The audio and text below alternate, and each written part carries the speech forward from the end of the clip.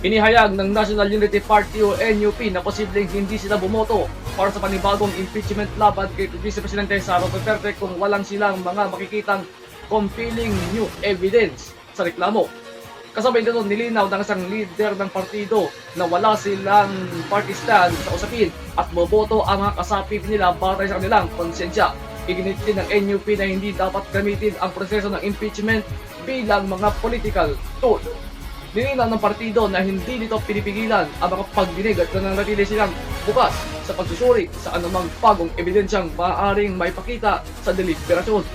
Para sa mga partido, dapat unahin ng Kongreso ang mga mahalagang usapin sa bansa at sinabing malalaking oras at pondo ng Kamara at Senado ang nabugugol sa proseso. 4 na impeachment complaints na ang inihain sa Kamara laban kay Duterte na nakatakdang dinggin ng House of Committee on Justice. Kung makakuha man ng sapat na mga boto ang mga kongresista, ang reklamo laban kay Duterte ay magiging articles of impeachment na at ipadadala sa Senado para itlitisin ang pangalawang Pangulo.